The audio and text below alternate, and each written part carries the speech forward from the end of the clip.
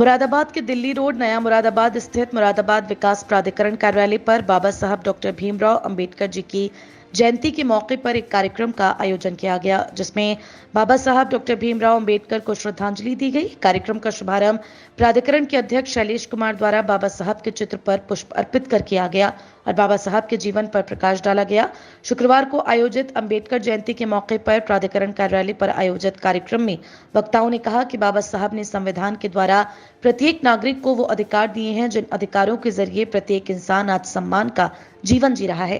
कार्यक्रम को संबोधित करते हुए वक्ताओं ने कहा, इन्होंने अपने बचपन काल से लेकर के और अंत तक देश के लिए सर्वांगीण और समतामूलक समाज की स्थापना के लिए अपने जीवन को लगाया।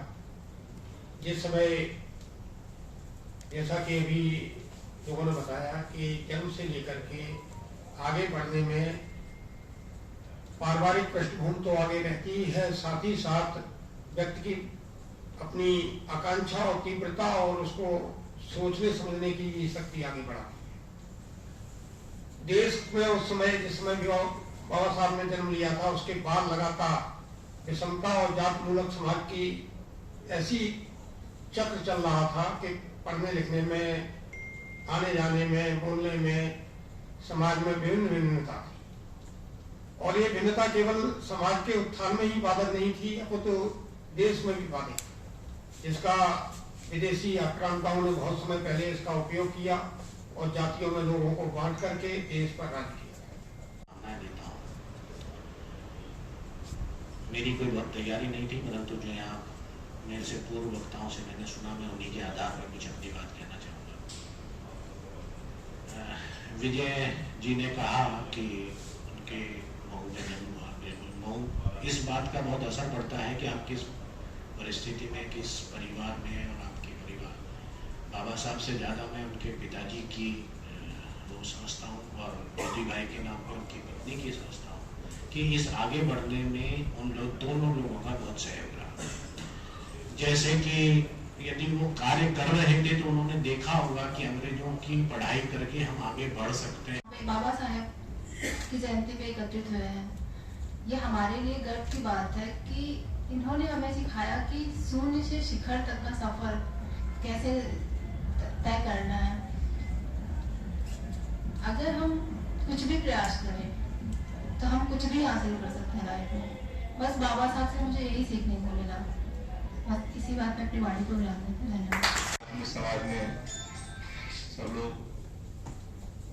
एक समाज के रूप में रह रहे हैं या रहने का प्रयास कर रहे हैं, उसमें क्या कमियां हैं और क्या उन्होंने दिशा दे दिए हैं, उसके बारे में बात करते हैं। आज के दिन सर्वप्रथम माल्यार्पण या पुष्प अर्पण करते हुए हम कार्यक्रम प्रारंभ करेंगे। सर अंबेडकर जी की 132वीं जयंती मना रहे हैं इस सभागार में। ये नया सभागार है।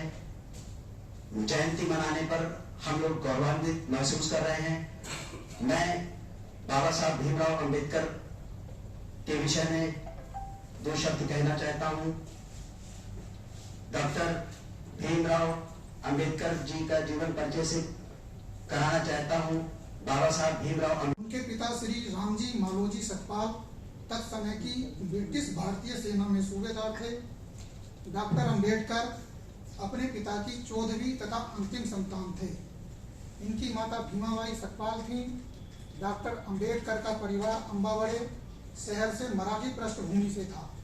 डॉक्टर भीमराव अंबेडकर 1906 में जब 15 वर्ष के हुए तब 9 वर्ष की रमाबाई से उनका विवाह हुआ। डॉक्टर अंबेडकर का बचपन कठिन समय में बीता। बहुत चुनौतियों, कठिनाइयों एवं संघर्षों का सामना करते हुए उन्होंने अपनी पढ़ाई लिखाई जारी रखी। के बारे में मैं ये बताना चाहता हूँ कि बाबा साहब के जितना जो अगर कहें कि वो शरीर में कोई बहुत बलिष्ठ व्यक्ति थे तो उनसे ज्यादा बलिष्ठ और दुनिया में बहुत लोग थे।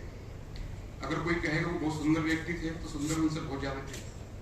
अगर कोई ये कहे कि वो बहुत पढ़े लिखे व्यक्ति थे तो उनके समान पढ़े लिखे व्यक्ति और भी लोग थे। ऐसा नहीं कि वही अकेले थे, और भी बहुत लोग पढ़े लिखे थे।